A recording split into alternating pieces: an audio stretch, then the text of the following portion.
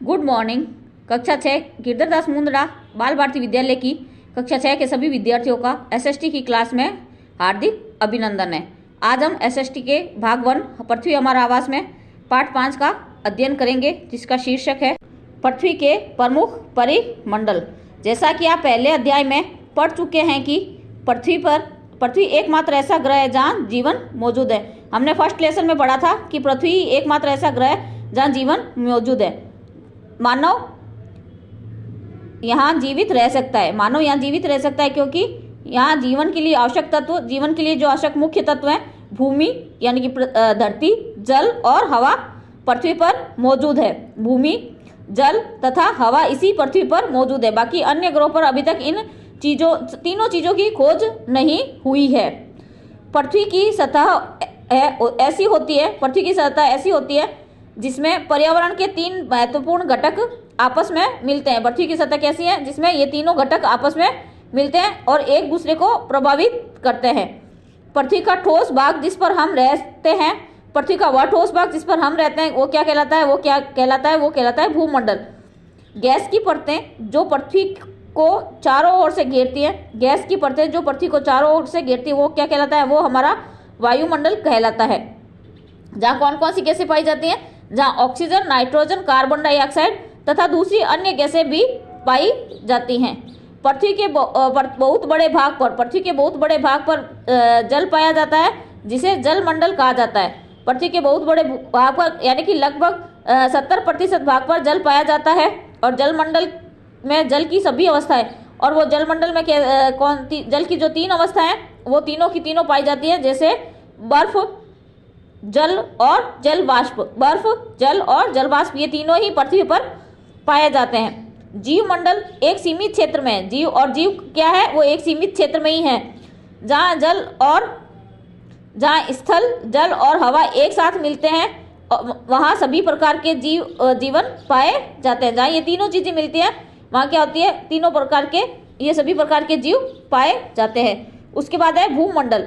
पृथ्वी का ठोस भाग भूमंडल कहा जाता है। पृथ्वी का ठोस भाग जो हम रहते हैं वो हमारा क्या है? वो भूमंडल है। ये भू प्रॉपर्टी की चट्टानों तथा मिट्टी की पतली परतों से बना है, जिसमें जीवों के लिए आवश्यक पोषक तत्व पाए जाते हैं। पृथ्वी की सतह को 2 मुख्य भागों में बांटा गया। पृथ्वी की सतह को कितने भागों में बांटा गया? पृथ्वी की सतह को 2 मुख्य भागों में बांटा गया है। बड़े स्थलीय भूभागों को महाद्वीप कहा गया है। जो बड़े बड़े भूभाग है स्थल के रूप में, उनको महाद्वीपों के नाम से जाना जाता है, तथा बड़े जलाशयों को, जो बहुत बड़े जलाशय हैं, उनको महासागर बेसिन के नाम से जाना जाता है। विश्व के सभी महासागर आपस में एक दूसरे से जुड़े हुए हैं। विश्व के सभी महाद्वीप क्या है? वो आपस में एक दूसरे से जुड़े हुए हैं। चित्र 5.1 में विश्व के मानचित्र को देखिए। पीछे जो आपके जो दिया हुआ है, इस पेज के जो से अगला पेज है उसमें आपको मानचित्र दिया है विश्व का। उसमें हम आप बताएंगे कि विश्व के सभी महासागर है वो क्या है? एक दूसरे से जुड़े हुए हैं। क्या सभी स्थलीय भूभाग भी एक दूसरे से आपस में जुड़े हुए हैं? और हम यह भी देखेंगे कि क्या सभी स्थलीय भूभाग है, क्या महाद्वीप भी सभी एक दूसरे से जुड़े हुए हैं? समुद्री जल का तल सभी जगह समान होता है। समुद्री जल का जो तल है वो सभी जगह समान होता है, और स्थल की ऊंचाई को समुद्र तल से मापा जाता है। स्थल की जो ऊंचाई है कि कौन सा स्थान कितना ऊंचा है, उसको जब मापा जाता है वो तो समुद्र का जो जल होता है आसपास में, उसके तल से ही उसको मापा जाता है, जिसे शून्य से मापा जाता है। जहाँ से उसकी जो गणना वो की जाती है, वो कहाँ से की जाती है? वो गणना शून्य से की जाती है। ये देखिए चित्र 5.1 है, इसमें ये देखिए महासागर है वो आपस में जुड़े हुए हैं। महासागर जो कि ब्लू रूप में दर्शाया गया है, ये क्या होता है? ये महासागर होते हैं। पानी को हमेशा नक्शे में जब भी दर्शाया जाता है वो ब्लू कलर में ही दर्शाया जाता है। तो ये क्या है? महासागर है। ये कौन सा महासागर है? ये प्रशांत महासागर है। मैंने आपको जब मैप करवाया था तब मैंने बताया था कि प्रशांत महासागर विश्व के नक्शे में दोनों और छोर पर अवस्थित रहता है। उसके बाद ये कौन सा महाद्वीप है? महासागर है। ये है अटलांटिक महासागर। उसके ऊपर है आर्कटिक महासागर जो कि बर्फ से ढका रहता है। उसके बाद है दक्षिणी महासागर, और फिर है हिंद महासागर। 5 महासागरों के बारे में मैंने आपको बताया था। 1, 2, 3, 4 और ये 5 हो गए ना 5। अब ये देखिए, ये तो आपस में क्या है? आप एक दूसरे से जुड़े हुए हैं। ये यहाँ से आ रहा है, ये यहाँ से आ रहा है, ये इधर से है, ये इधर से है, और ये इधर भी पानी है, ये इधर से भी पानी है। ठीक है। अब उसने पूछा कि सभी महासागर तो आपस में एक दूसरे से जुड़े हुए हैं, क्या सभी महाद्वीप भी आपस में एक दूसरे से जुड़े हुए हैं? लगभग सभी महाद्वीप एक दूसरे से जुड़े हुए हैं स्थल रूप में, लेकिन ऑस्ट्रेलिया क्या है, वो अलग है। ऑस्ट्रेलिया ये अलग से, ये यहाँ बीच में पानी आ जाता है। इसके अलावा अफ्रीका भी है, वो क्या है कि धरती से ये एक दूसरे से जुड़ा हुआ नहीं है, ये जल मार्ग द्वारा जुड़ा हुआ है। केवल एशिया और यूरोप है वो ही आपस में एक दूसरे से स्थल रूप से जुड़े हुए हैं। विश्व का ऊंचा शिखर माउंट एवरेस्ट समुद्र तल से 8,848 मीटर ऊंचा है। विश्व का सबसे ऊंचा शिखर कौन सा है?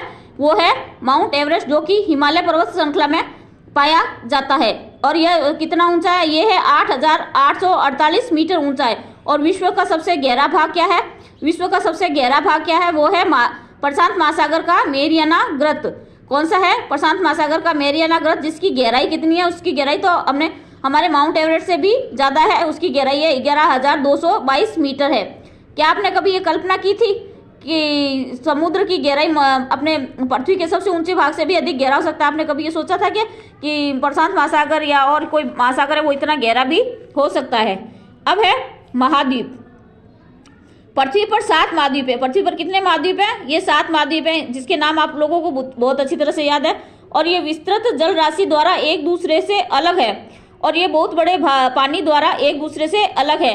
ये महाद्वीप है एशिया, यूरोप, अफ्रीका, उत्तर अमेरिका, दक्षिण अमेरिका, ऑस्ट्रेलिया और अंटार्कटिका।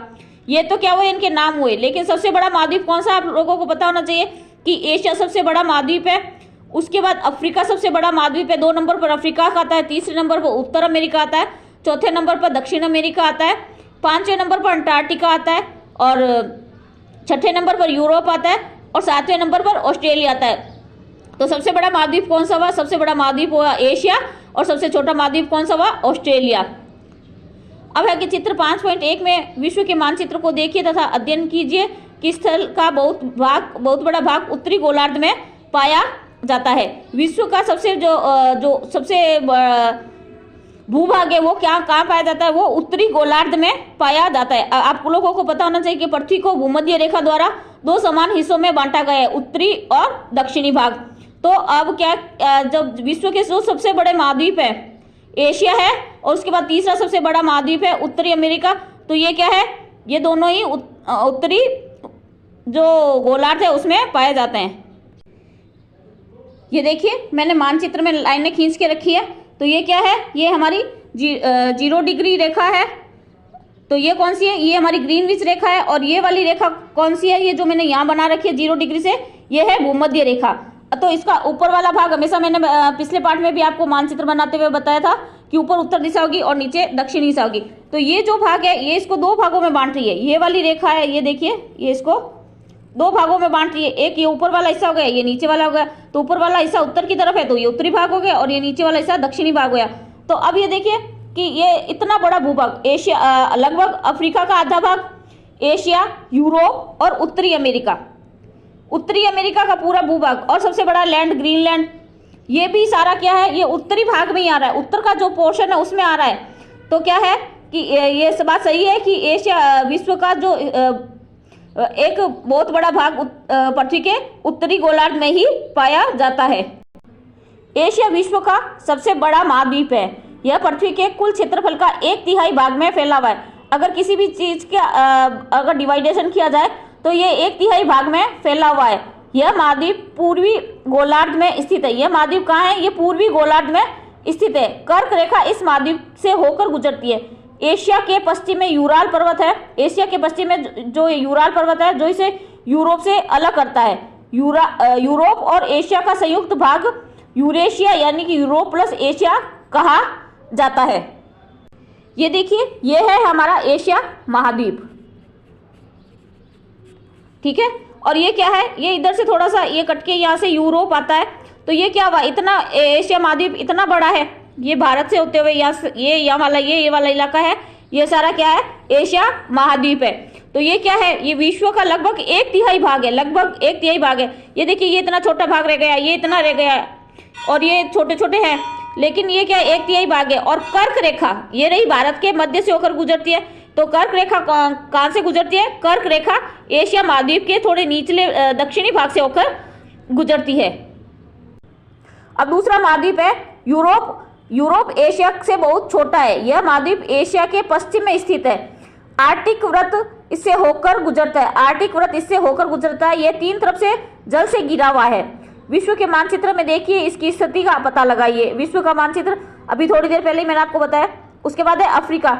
एशिया के बाद विश्व का सबसे दूसरा बड़ा महाद्वीप है। विषुवत वृत्त यानी कि 0 डिग्री अक्षांश इस महाद्वीप के लगभग मध्य से होकर गुजरती है। पहले भी मैंने बताया था कि 0 डिग्री जो अक्षांश रेखा है वो किसके मध्य से होकर गुजरती है? वो अफ्रीका महाद्वीप के मध्य से होकर गुजरती है। अफ्रीका का बहुत बड़ा भाग उत्तरी गोलार्ध में स्थित है। अफ्रीका का बहुत बड़ा भाग यानी कि लगभग 60% अफ्रीका है वो उत्तरी गोलार्ध में और 40% अफ्रीका है वो दक्षिणी गोलार्ध में। चित्र 5.1 को देखिए, आप पाएंगे कि यही एक ऐसा महाद्वीप है जिससे होकर कर्क, विषुवत और मकर तीनों रेखाएं गुजरती है। ये बात तो मैंने आपको पहले भी विश्व का नक्शा करवाया था, तब मैंने बताया था कि तीनों रेखाएं कौन से महाद्वीप से होकर गुजरती है। तीनों रेखाएं अफ्रीका महाद्वीप से होकर गुजरती है। सहारा का रेगिस्तान विश्व का सबसे बड़ा गर्म रेगिस्तान है। सहारा का रेगिस्तान जो कि विश्व का सबसे बड़ा रेगिस्तान है, जो कि अफ्रीका में स्थित है। यह महाद्वीप चारों तरफ से समुद्र एवं महासागर से घिरा है। ये चारों तरफ से समुद्र और महासागर से घिरा हुआ है। विश्व में मानचित्र में देखिए, आप देखेंगे कि विश्व की सबसे लंबी नदी कौन सी है? विश्व की सबसे लंबी नदी है वो है नील नदी, जो कि अफ्रीका से होकर गुजरती है। अफ्रीका का मानचित्र देखिए तथा बताइए कि कर्क रेखा, मकर रेखा और विषुवत वृत्त इसके किन किन भागों से होकर गुजरती है। अब है उत्तरी अमेरिका, विश्व का तीसरा बड़ा महाद्वीप है। उत्तरी अमेरिका क्या है? विश्व का तीसरा सबसे बड़ा महाद्वीप है। यह दक्षिणी अमेरिका से एक संकर स्थल से जुड़ा हुआ है। ये एक जुड़ा हुआ तो स्थल से ही है, लेकिन वो क्या है? एकदम संकरा सा स्थल है जिसे पन्नामा जल संधि जाता है। जिसको क्या कहा जाता है? पन्नामा जल संधि कहा जाता है। ये देखिए, ये इधर उत्तरी अमेरिका और ये दक्षिण अमेरिका है, और ये बीच में जो छोटा छोटा सा भाग है इसको क्या कहा जाता है? ये स्थल जो संधि है इसको नाम दिया गया है पन्नामा स्थल संधि कहा गया है। यह महाद्वीप पूरी तरह से उत्तरी एवं पश्चिमी गोलार्ध में स्थित है। यह पूरी तरह से उत्तरी एवं पश्चिमी गोलार्ध में स्थित है। यह महाद्वीप 3 महासागरों से घिरा है। इसके तीनों और कौन कौन से महासागर है? इधर प्रशांत महासागर है, इधर आर्कटिक महासागर है और इधर अंटार्कटिक महासागर है। अब है दक्षिण अमेरिका। दक्षिण अमेरिका का अधिकांश भाग दक्षिणी गोलार्ध में स्थित है। क्योंकि यह दक्षिणी गोलार्ध में स्थित है इसलिए इसका नाम दक्षिणी अमेरिका कहा गया है। इसके पूर्व एवं पश्चिम में कौन कौन से 2 महासागर हैं स्थित है? विश्व की सबसे ऊंची पर्वत श्रृंखला एंडीज इसके उत्तर से दक्षिण की ओर फैली है। विश्व की ऊंची पर्वत श्रृंखला तो है वो है हिमालय, और विश्व की जो सबसे लंबी जो श्रृंखला है, एक होता है बड़ा और एक होता है लंबा, तो दोनों में फर्क होता है। तो सबसे लंबी जो पर्वत श्रृंखला है वो है एंडीज पर्वतमाला, जो कि इसके उत्तर से दक्षिण की ओर फैली है। उत्तरी अमेरिका में विश्व की सबसे बड़ी नदी, अभी थोड़ी देर पहले तो बताया था कि विश्व की सबसे लंबी नदी जो लंबाई के अनुसार जो बहती है वो क्या है? वो थी नील नदी। और विश्व की सबसे बड़ी नदी जो है वो है अमेजन नदी, जो कि दक्षिणी अमेरिका में बहती है। ऑस्ट्रेलिया विश्व का सबसे छोटा महाद्वीप है। ऑस्ट्रेलिया क्या है? विश्व का सबसे छोटा महाद्वीप है, जो कि पूरी तरह से दक्षिणी गोलार्ध में स्थित है। यह पूरा का पूरा क्या है? दक्षिणी गोलार्ध में स्थित है। यह चारों तरफ से महासागरों से तथा समुद्र से घिरा है। यह चारों तरफ से महासागरों से और समुद्र से घिरा है। इसे द्वीपीय महाद्वीप कहा जाता है, क्योंकि यह द्वीप की तरह लगता है। द्वीप आप लोगों को पता है कि क्या होता है? द्वीप होता है जो कि चारों ओर से पानी से घिरा हुआ, पानी के मध्य में उठा हुआ एक भूभाग होता है। लेकिन ये तो इतना बड़ा भूभाग है कि इसको द्वीप की संज्ञा दी गई है, इसलिए इसे द्वीपीय महाद्वीप भी कहा जाता है। उसके बाद है अंटार्कटिका। ये एक बहुत बड़ा महाद्वीप है। ये भी एक बहुत बड़ा महाद्वीप है, जो कि दक्षिणी गोलार्ध में स्थित है। जो कि कहाँ स्थित है? दक्षिणी गोलार्ध में स्थित है।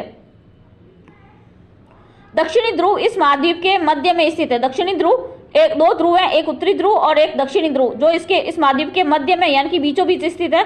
चूंकि यह दक्षिण ध्रुव क्षेत्र में स्थित है, इसलिए हमेशा मोटी बर्फ की परतों से ढका रहता है, क्योंकि यह सूर्य की किरणें सही ढंग से नहीं पहुंच पाती, और ये सूर्य की किरणें अगर पहुंचती है तो वो तिरछी मात्रा में तिरछी जो पहुंचती है, और या तो लगभग 6 महीने तक दिन और 6 महीने तक रात होती है। 6 महीने तक तो सूर्य पहुंचता ही नहीं है।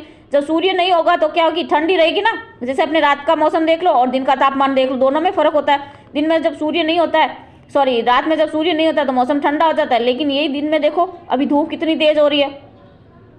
तो यहाँ भी क्या है, ये मोटी बर्फ की मोटी परतों से ढका रहता है। यहाँ किसी भी प्रकार का स्थायी मानव निवास नहीं है। यहाँ किसी भी प्रकार का स्थायी मानव निवास नहीं है। और यहाँ जो पाया जाता है उनमें जो चीजें हैं वो 2 बड़ी प्रमुख चीजें हैं। एक तो कहते हैं ध्रुवीय भालू, जिसको पोलर बियर भी कहा जाता है, और दूसरे यहाँ जो पाए जाते हैं वो होते हैं पेंगुइन। वो आपने देखे होंगे काले और सफेद रंग के होते हैं। आगे से तो जो मुंह की तरफ का हिस्सा होता है वो सफेद होता है और पीछे वाला हिस्सा जो होता है वो काला होता है। बहुत से देशों के शोध केंद्र यहाँ स्थापित है। यहाँ क्या है, बहुत से देशों ने अपने शोध केंद्र स्थापित कर रखे हैं। भारत का भी संस्थान यहाँ है। भारत ने भी अपने यहाँ शोध संस्थान स्थापित कर रखे हैं, अपनी प्रयोगशाला बनाई है, जिसको मैत्री तथा दक्षिणी गंगोत्री नाम दिया गया है। अब है जल मंडल। पृथ्वी को नीला ग्रह कहा जाता है। पृथ्वी को नीला ग्रह क्यों कहा जाता है? पृथ्वी को नीला ग्रह मैंने पहले भी बताया, इसलिए कहा जाता है क्योंकि पृथ्वी का लगभग 31% भाग है वो जल से भरा हुआ है। और ये जल आप जब आकाश में या अंतरिक्ष से देखते हैं तभी आपको ये जल कैसा दिखाई देता है, ये नीले रंग का दिखाई देता है, इसलिए इसको नीला ग्रह कहा जाता है। पृथ्वी का 31% भाग तथा जल है तथा 29% भाग स्थल है। जल मंडल में सभी रूप में स्थित है। जल मंडल में जल के सभी रूप यहाँ स्थित है। मैंने आपको पहले भी बताया था। इसमें महासागर, नदियां, झीलें, हिमनद यानी कि जो बर्फ की नदियां वो भूमिगत जल तथा वायुमंडल की जल वाष्प भी सम्मिलित है। वायुमंडल की जल वाष्प यानी कि बादलों से में जो पानी, बादलों के रूप में जो पानी इकट्ठा रहता है वो होता है जल वाष्प। पृथ्वी पर पाए जाने वाले जल का 97% भाग से अधिक भाग महासागरों में पाया जाता है। पृथ्वी पर जितना भी जो जल पाया जाता है उसका 97% भाग जो है वो महासागरों में पाया जाता है। और यह इतना अधिक खारा है, और ये कितना खारा है कि यह पीने के योग्य नहीं है। क्या है, मानव के उपयोग में नहीं आ सकता क्योंकि यह जल बहुत अधिक खारा है। शेष जल का हम बहुत बड़ा भाग बर्फ की परतों एवं हिमनदों तथा भूमिगत जल के रूप में देखते हैं, यह पाया जाता है। अब जो शेष बचा हुआ पानी है 97% तो ये हो गया। अब पीछे कितना बचा, पीछे बचा 3%।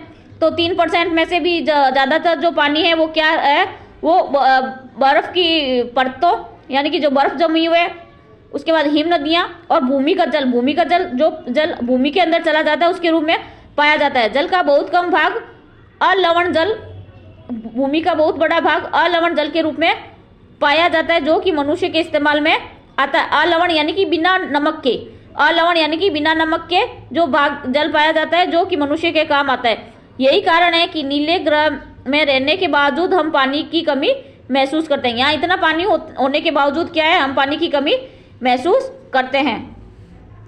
अब है महासागर। महासागर जलमंडल का मुख्य रूप है। महासागर क्या है, जलमंडल का मुख्य रूप है और ये आपस में एक दूसरे से जुड़े हुए हैं। महासागरीय जल हमेशा गतिशील रहता है। महासागरीय जल क्या है, हमेशा गतिशील रहता है। जैसे तालाबों में तो पानी क्या है, एक जगह इकट्ठा होकर रह जाता है, लेकिन इनमें पानी हमेशा गति करता रहता है। इनमें तरंगे यानी कि लहरें उठती रहती है, ज्वार भाटा आता रहता है, महासागरीय धाराएं उत्पन्न होती है। महासागरीय जल की 3 प्रमुख गतियां हैं। ये क्या है, ये महासागरीय जल की 3 प्रमुख गतियां हैं। पहला कौन सा है, तरंगे, दूसरा है ज्वार भाटा तथा तीसरा है महासागरीय धाराएं। ये 3 रूप से गति करता है ये पानी। बड़े से छोटे आकार के आधार पर क्रमशः 5 महासागर प्रमुख है। बड़े से छोटा मैंने अभी महाद्वीपों के बारे में बताया था, वैसे ये अब आपको महासागरों के बारे में बड़ा बता रहा है। तो सबसे बड़ा कौन सा महासागर है, सबसे बड़ा महासागर है प्रशांत महासागर है, उसके बाद अटलांटिक महासागर है, फिर है हिंद महासागर, चौथा है दक्षिणी महासागर और 5वां है आर्कटिक महासागर। अब है प्रशांत महासागर। यह सबसे बड़ा महासागर है। यह पृथ्वी के 1/3 भाग पर फैला है। यह पृथ्वी के कितने भाग पर फैला है, यह भी पृथ्वी के लगभग 1/3 भाग पर फैला है। विश्व का सबसे गहरा भाग मैरियाना गर्त प्रशांत महासागर में स्थित है। पृथ्वी का जो सबसे गहरा गर्त है वो मैरियाना गर्त है, वो यहीं स्थित है। प्रशांत महासागर लगभग वृत्ताकार है, लगभग गोल स्थिति में। ये एशिया, ऑस्ट्रेलिया, उत्तर अमेरिका और दक्षिण अमेरिका इसके चारों ओर स्थित है। इसके चारों ओर जो इस महासागर में जो स्थित जो महाद्वीप है उनमें एशिया भी है, ऑस्ट्रेलिया भी है, उत्तर अमेरिका भी है और दक्षिणी अमेरिका भी स्थित है। चित्र 5.1 को देखिए तथा प्रशांत महासागर के चारों ओर इन महाद्वीपों की स्थिति का पता लगाइए। अब है कि अटलांटिक महासागर विश्व का दूसरा सबसे बड़ा महासागर है। अटलांटिक महासागर ये विश्व का दूसरा सबसे बड़ा महासागर है और इसकी आकृति वो है एक्स के आकार का है। और ये किस प्रकार का महासागर है? ये एस इस प्रकार का महासागर है। और इधर इसके उत्तरी अमेरिका है, इधर दक्षिणी अमेरिका है, इधर यूरोप है और इधर अफ्रीका है। तो ये इस प्रकार से होने के कारण ये एस आकार की बनाता है। इसके पश्चिमी किनारे पर उत्तरी एवं दक्षिणी अमेरिका है तथा पूर्वी पर यूरोप और अफ्रीका है। अंटार्कटिक महासागर की तट रेखा बहुत अधिक दुरंतित है। अंटार्कटिक महासागर की रेखा क्या है? अधिक दुरंतित है। यह अनियमित एवं दुरंतित तट रेखा प्राकृतिक पोताश्रय एवं पतनों के लिए आदर्श स्थिति है। यह है कि अटलांटिक महासागर की जो तटरेखा है, तटरेखा वो क्या है? अधिक दूंतरित है। दूंतरित यानी कि कटी फटी है। और यह अनियमित एवं दूंतरित तटरेखा प्राकृतिक यानी कि नेचुरल रूप से पोताश्रय यानी कि बंदरगाहों एवं पतनों के लिए आदर्श स्थिति है। यानी कि यहाँ बंदरगाहों का निर्माण नहीं करना पड़ता। ये बंदरगाह प्राकृतिक रूप से बने हुए होते हैं। व्यापार की दृष्टि से यह सबसे व्यस्त महासागर है। व्यापार की दृष्टि से ये क्या है? अफ्रीका महाद्वीप, यूरोप महाद्वीप और उत्तरी अमेरिका और दक्षिणी अमेरिका, ये चारों महाद्वीप इसके चारों महाद्वीपों के मध्य में स्थित है। तो यहाँ से क्या है? व्यापार की स्थिति बहुत अच्छी है, इसलिए यहाँ व्यापार बहुत ज्यादा मात्रा में होता है इन मार्ग से। तो ये सबसे व्यस्त यानी कि बिजी महासागर है। हिंद महासागर ही एक ऐसा महासागर है जिसका नाम किसी देश के नाम पर पड़ा है, यानी कि भारत के नाम पर रखा गया है। भारत जिसको हिंदुस्तान या हिंद कहा जाता था, इसी के नाम पर इस महासागर का नाम हिंद महासागर रखा गया है। यह महासागर लगभग त्रिभुजाकार है। यह महासागर कैसा है? त्रिभुजाकार है। इसके उत्तर में एशिया, पश्चिम में अफ्रीका और पूर्व में ऑस्ट्रेलिया स्थित है। दक्षिणी महासागर अंटार्कटिक महाद्वीप को चारों ओर से घेरता है। दक्षिणी महासागर क्या है? यह अंटार्कटिक महाद्वीप को चारों ओर से घेरता है। अंटार्कटिक महाद्वीप के उत्तर में 60 डिग्री अक्षांश तक फैला हुआ है। ये कितने डिग्री अक्षांश तक फैला हुआ है? ये अंटार्कटिक महाद्वीप के उत्तर की ओर 60 डिग्री अक्षांश तक यह फैला हुआ है। अब है आर्कटिक महासागर।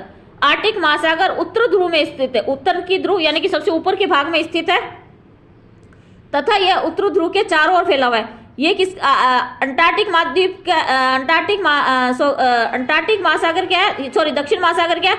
अंटार्कटिक महाद्वीप के चारों ओर फैला हुआ है। और जबकि आर्कटिक महाद्वीप क्या है? ये आर्कटिक महासागर उत्तरी ध्रुव के चारों ओर फैला हुआ है तथा यह उत्तर ध्रुव के चारों ओर फैला है। यह प्रशांत महासागर से छिछले जल आने वाले एक संकरे भाग से जुड़ा हुआ है। और यह प्रशांत महासागर से छिछला जल मार्ग आता है। छिछला यानी कि बहुत कम पानी के मार्ग से संकरे से जुड़ा हुआ है।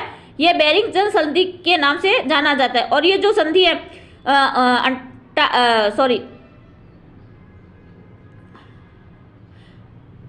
आर्कटिक महासागर जो है, ये जब प्रशांत महासागर से आपस में जुड़ता है तो इसकी जो जुड़ने की जो स्थान है उसको क्या कहा जाता है? उसे बेरिंग जल संधि का नाम दिया गया है। यह उत्तरी अमेरिका के उत्तरी तटों और यूरेशिया में से घिरा है। और यह कौन से भूस्थलीय भागों से घिरा हुआ है? यह उत्तरी अमेरिका तथा यूरोप प्लस एशिया के भागों से घिरा है। अब है वायुमंडल।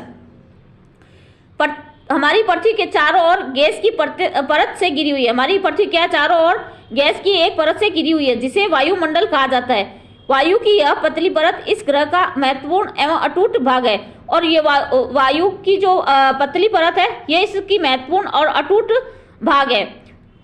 यह हमें वायु प्रदान करती है और यह हमें वायु प्रदान करती है जिससे हम सांस लेते हैं। सांस हम कौन सी गैस से लेते हैं?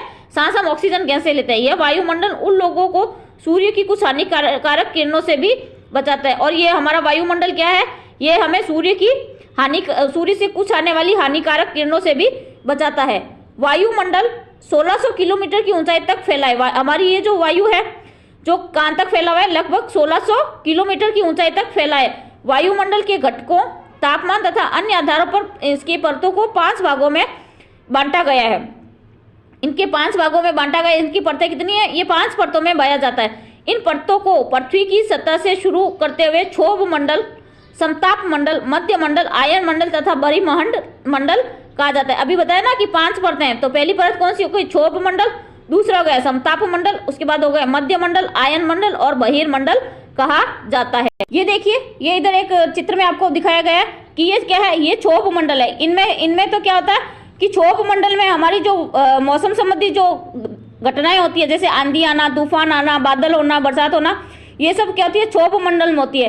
और समताप मंडल, यहाँ क्या आता है, समताप मंडल में जो तापमान है वो हमेशा प्राय समान रहता है। तो ये जो एरोप्लेन वगैरह होते हैं ये इस समताप मंडल के मध्य में उड़ते हैं। उसके बाद है मध्य मंडल।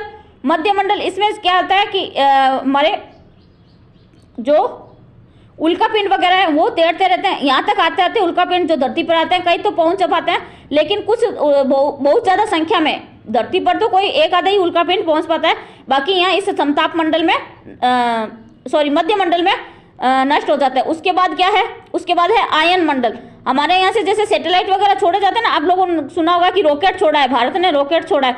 जो रॉकेट छोड़े जाते हैं और रॉकेट में जो उपग्रह लगे होते हैं वो इन्हीं आयन मंडल में फिर जाके व्यवस्थित हो जाते हैं और अपना कार्य करते हैं। उसके बाद है बहिर्मंडल, यानी कि इसके बाद का जो भाग है वो बहिर्मंडल कहलाता है।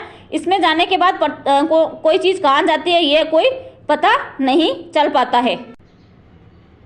वायुमंडल मुख्यतः ऑक्सीजन एवं नाइट्रोजन का बना है। हमारा वायुमंडल कौन सी दो गैसों से मिलकर बना है? प्राय ये ऑक्सीजन और नाइट्रोजन से बना है, जो कि साफ तथा शुष्क हवा का 99% भाग है। जो कि हमारी साफ और शुष्क हवा का 99% भाग है। आयतन के अनुसार नाइट्रोजन 78%, ऑक्सीजन 21% तथा दूसरी गैसें जैसे कार्बन डाइऑक्साइड, ऑर्गन आदि की मात्रा 1% है। ऑक्सीजन सांस लेने के लिए आवश्यक है, जबकि नाइट्रोजन प्राणियों की वृद्धि के लिए आवश्यक है। कार्बन डाइऑक्साइड तो हमारे गैस के लिए हमारे सांस के लिए आवश्यक है, वही नाइट्रोजन क्या है, हमारे प्राणी है उनके वृद्धि के लिए आवश्यक है। कार्बन डाइऑक्साइड यद्यपि बहुत कम मात्रा में है, लेकिन यह पृथ्वी द्वारा छोड़ी गई ऊष्मा को अवशोषित कर लेता है। पृथ्वी द्वारा जो गर्मी निकलती है उसको क्या करता है, ये अवशोषित कर लेता है, जिससे पृथ्वी गर्म रहती है और ये पौधों के लिए वृद्धि के में आवश्यक है। और ये कार्बन डाइऑक्साइड क्या है, पौधों की वृद्धि के लिए आवश्यक है। अब है कि ऊंचाई के साथ वायुमंडल के घनत्व में भी भिन्नता आती रहती है। जैसे जैसे ऊंचा वायुमंडल में ऊपर की तरफ जाते हैं तो इसके घनत्व में भिन्नता आती रहती है। घनत्व समुद्री तल से पर सबसे अधिक होता है, और जैसे जैसे हम ऊपर की ओर जाते हैं ये तेजी के साथ घटता रहता है। यहाँ समुद्र के तल के आसपास तो क्या होता है, वायुमंडल में जो गैसें हैं वो सबसे अधिक मात्रा में पाई जाती है, लेकिन जैसे जैसे हम ऊपर की तरफ जाएंगे तब क्या होता है, गैसों की जो संख्या होती है वो कम होती जाती है। पहाड़ों पर पर्वतारोहियों को हवा में घनत्व की कमी होने के कारण सांस लेने में कठिनाई होती है। जब पहाड़ों पर चढ़ते हैं लोग तो उनको सांस उनकी फूलने लग जाती है, क्योंकि वहां हवा का घनत्व कम होने लग जाता है। ऊंचाई पर सांस लेने के लिए हमें अपने साथ ऑक्सीजन सिलेंडर लेकर जाना पड़ता है। हमें जब ऊंचाई पर चढ़ते हैं तो हमें अपने साथ ऑक्सीजन सिलेंडर लेके जाना पड़ता है। जैसे जैसे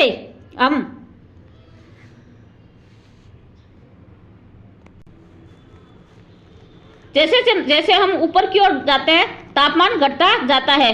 वायुमंडल की दबाव डालता है, वायुमंडल हमारे पृथ्वी पर दबाव डालता है और एक स्थान से दूसरे स्थान पर अलग अलग होता है। और ये वायु दबाव क्या है, एक स्थान से दूसरे स्थान पर अलग अलग होता है। कुछ क्षेत्रों में हमें अधिक दाब महसूस होता है, कुछ क्षेत्रों में हमें दाब क्या है, अधिक महसूस होता है, जबकि कुछ क्षेत्रों में कम होता है। वायु उच्च दाब से निम्न दाब की ओर बहती है। वायु हमेशा किस भाग में बहती है, उच्च दाब से निम्न दाब की ओर बहती है। गतिशील वायु को पवन कहा जाता है। गतिशील वायु को क्या कहा जाता है, गतिशील वायु को पवन कहा जाता है। अब है जीवमंडल। जीवमंडल स्थल, जल तथा हवा के बीच का एक सीमित भाग है। ये जीवमंडल क्या है, स्थल, जल और हवा का एक सीमित भाग है। यह वह भाग है जहाँ जीवन मौजूद है। ये वह भाग है जहाँ जीवन लोग रहते हैं या जीव जंतु पाए जाते हैं। यहाँ जीवों की बहुत सी प्रजातियां पाई जाती हैं। यहाँ जीवों की बहुत सी प्रजातियां पाई जाती है जो कि सूक्ष्म जीवों और बैक्टीरिया से लेकर बड़े स्तनधारियों के आकार के रूप में पाई जाती है। यानी कि सूक्ष्म रूप से बैक्टीरिया जो कि हमें माइक्रोस्कोप द्वारा ही देखने पे दिखाई देती है, उससे लेकर बड़े स्तनधारी यानी कि जिराफ हो गया,